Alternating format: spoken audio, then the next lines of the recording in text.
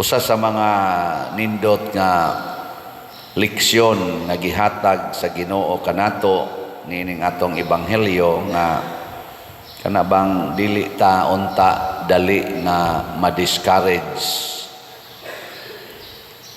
Ingay mong tupad na di ka daling ma-discourage. Kay kung tanaw nato upat ka klase sa yuta ang iyang gihisgutan, ang tulo pulos gyud dili maayo, usaray maayo nga yuta. Pasabot 1/4 sa atong paningkamot maura gyud successful.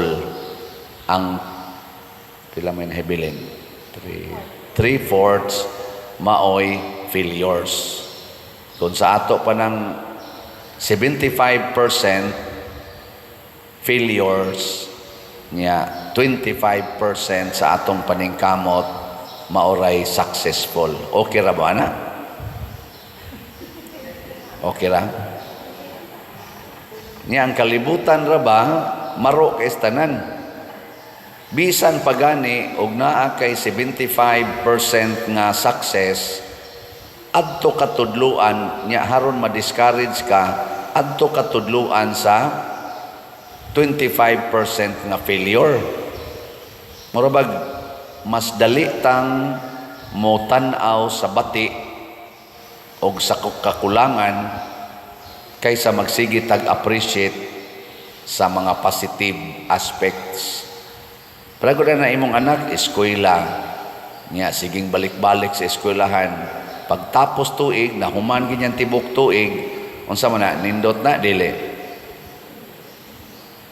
Nahuman ganyan eskwela ba, tibok tuig, nindot, dili. Nya, nahagbong mag-usa ka subject. Usa rasan noon. Unsa man, mo appreciate ka niya o mo yaw-yaw? Oy, klaro kayo, mo yaw-yaw. Pero nang ako magkatawa magkaikuan ng ubang mga estudyante gikan sa grade 1 hangtod gyud sa 4th year college, pasar siya. Pasar gyud tanan. Nya padung na siya motik sa board exam. Karon nahagbong man. Unsa man? Mag-uol siya o malipay? Perting guula, perting yung problema ha. Ang uban pa gani, magdepresyon kay nahagbong sa board exam. Wagi siya ka-appreciate nga pila ka book exam sa iyang napasar gikan grade 1 hangtod 4th year college. Pagkadaghanang exams nga napasar niya, kadto ra gyud usa ka exam, ang board exam mo iyang gitan-aw nga mo maghatag og meaning sa iyang kinabuhi. Pagkaluuyas klasihas tao ingon ana. Prago ninyo god, di mo ka-appreciate nga naginhawa pa mo, di mo ka-appreciate nga makalakaw pa, sakto pa kaayos kaning lawas, healthy kaayo. Mag-uol gid anang kilay, mag-uol anang naang mga ngabil, mag-uol anang mga pilok, kana na lang gyud inyong daginoton. Mag-uol anang muputi ang buhok, nanay uban ang buhok. Wa jud ka appreciate nga at least wa pa ko mag-meningitis. Di ba? At least wa pa ko ma-stroke. At least kalakaw pa ko kana ra yung uban sa buhok mo na problemahan gyud kaayo. Kagamay ra gyud ana. Karon gitudloan tas Ginoo. Settle on small success. Ayaw kabalaka, basta naalay gamayng success, okay na. Kay siya gani dinhis kalibutan, purti niyang paningkamot aron tamaluwas, ang ending ra gyud duha ra gyud katao ang or tulo katao ang murag matawag niya success in his life. Kaysa nagbitay na siya sa cross, tulo na lang katao ang nibarog tupad kaniya. Si Mama Mary, si John, na katong the beloved, o si Mary Magdalene man siguro do. More, ni adto dito. Pasabot, maura gito'y iyang loyalista. The rest, nanagan, nagpaantaw na lang kay nangahadlok. Kanamang murutag biyaan sa tanan ba? Sigihan na lang tagsaway sa kadaghanan. Ayaw kabalaka, pangita o labing minus usa ka tao nga ni believe gyapon nimo. Gilinga imong tupad. Ing nanapay ni believe nimo karon? Nanapay ni tuo nimo? Napawa na. Way klaro. Mao na, ato mga politician say, siging away, unya, mamakak na lang sa danguban, siging pamakak, para lang yun mahimong successful ang iyang mga tumong, siging pamakak, binakakay to the max. Unya, maglalis pa yun sa mga bakak, hangtod na lang noon, ang tinuod, mura na lang sa bakak. Sige be, laing to lingi sa imong tupad ing na pila ka buk imong gipamakak anang imong naong ing na kanang imong naong ba pila ka buk nahimo nimong bakak ana. Daghan kayo sige tag pamakak aron lang gyud mahimong successful. Ayaw matod pa diri sa unang pagbasa, gipili na tikang daan ingon si Jeremias, di man ko kamaong mosulti Lord, insya ay kabalaka, ako na'y muhatag nimo sa igsusulti. Tinuod, dumtan ka, hapit sa tanan, apan isangyaw ang akong pagtulunan. So, kinsa may katapusang tao nga mutuog yun nato o musalig nato ang Ginoo. Kung dili na ta mahimong kasaligan sa tanan, situit nga kasaligan kas Ginoo. Dili mag-uol ang Ginoo kung daghan kay tag mga weaknesses, daghan kay tag mga failures in life.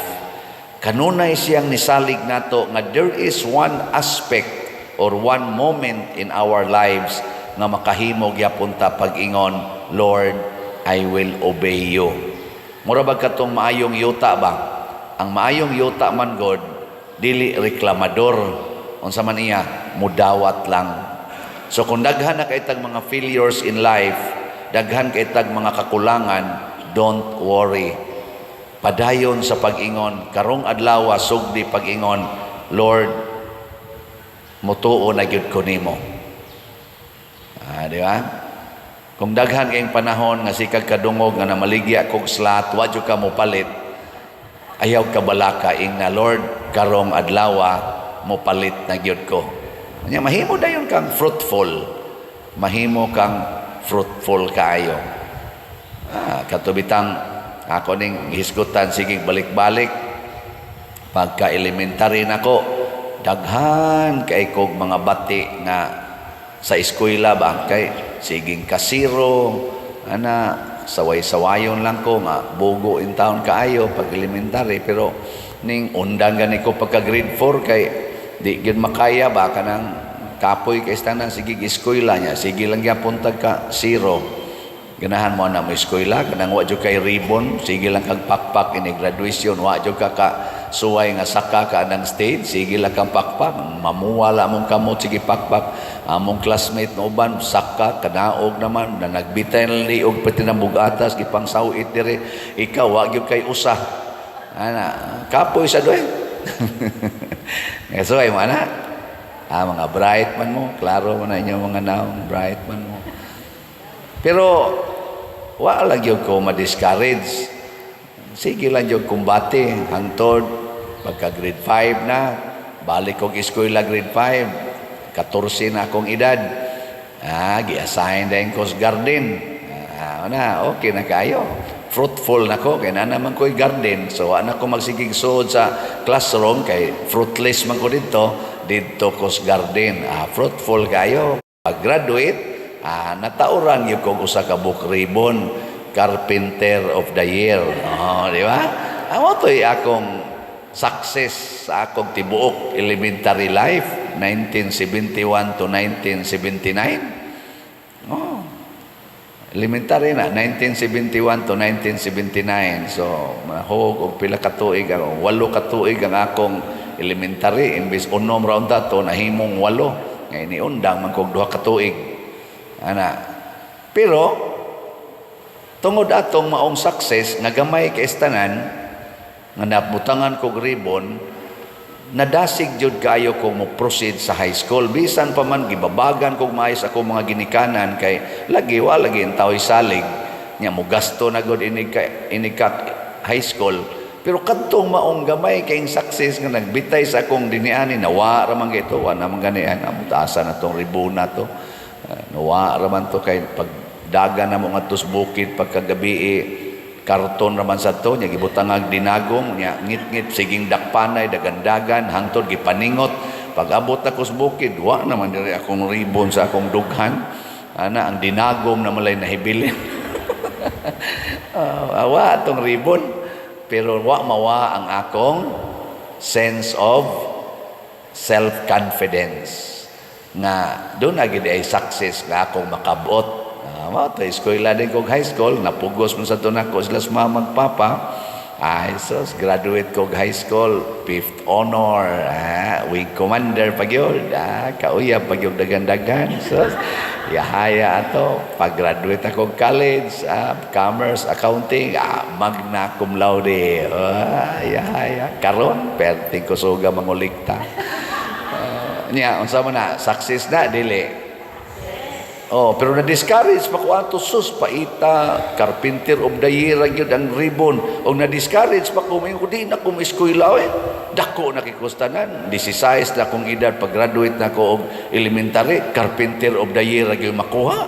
Kaluoy na ko. Wa ko ma-discourage. Yan, usas wa na ko, usas na kapadasig na ko ato, tungod kay gasigi kog ampo. Member na ko sa Legion of Mary, sige na ko Rosario almost every day. Niya, kuha na gyud ba ka nang nanagyod, mo atubang na gyud ko Ginoo, musalig na ko sa Ginoo, mo ingon ako, Lord, ikaw ra gyud tag-iyas tanan. Ana, ikaw ra gyud makapausab aning tanan. Mo nang daghang kay mga tao nga nahimong successful tungod kay ni focus sila o nadasig sila sa ilang single success dili sa multiple failures in life. Don't worry about failures. Nga naman, part lang na sa atong paningkamot. Focus on success. Kaya ang Ginoo, kung hain ka nadasig, hain ka hatag sa imong kalipay, og ni-appreciate kas Ginoo tungod anang maong nindot nga gasa, anha sad kaniya diha pabungahon og maayo. Nagamit ba yan ako ang akong pagka-assign sa garden dito sa elementary pa? Unsa man to? Service.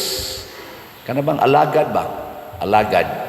Hangtod karon nahimo gid ay nako tong asset ang pagsigig tanom, pananom, panindot dito sa garden, magsigig riprap anang mga bato, ana.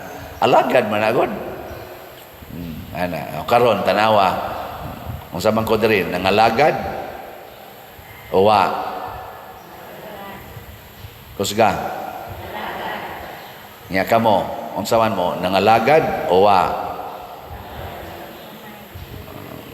Kanang wa mo palit og slot, unsa man na, nangalagad o wa?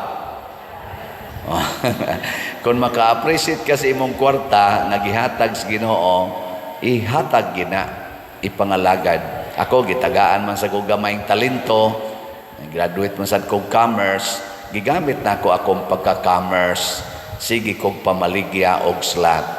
Nya ako sang gigamit ang atong transparency dinhi. Ako sa nang gikwinta ang tanang nisod nga kwarta o bigawas na kwarta na atay accounting record ana, simple accounting records. Mao na maka-assure sad ko nga makapresentar ko og transparency and sincerity sa pagpadagan din his pagpangalagad. Di ako dapita na kaingon, Lord, salamat.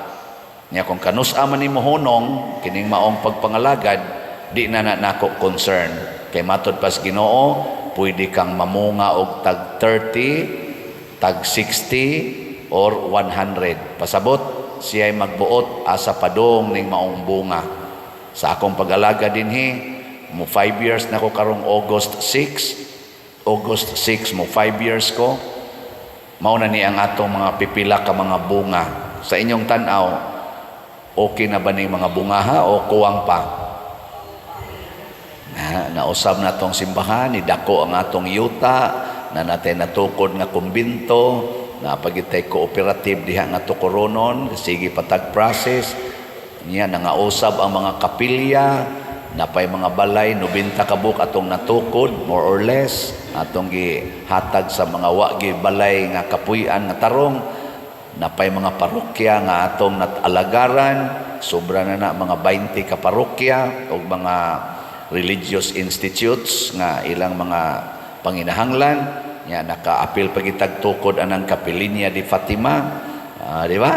Unsaman, okay ra na dili pa na okay, no? Let us be open to God. Unsa pay iyang gamitan para nato hangtod kita malaya o mobalik sa yuta. Magpagamit tas Ginoo. Muna ako moingon jud ko, magpagamit ra gyud ko nimo Lord, kung ganahan pa ka mo gamit nako. Sige, katapusang lingi sa imong tupad, ing na magpagamit ka, magpagamit ka. Ay, mga buangon kita sa tanan, kusog kita manggamit, pero di kita magpagamit, labi na gid sa Ginoo. Magpagamit as Ginoo, that is the source of true happiness. Manindog ta.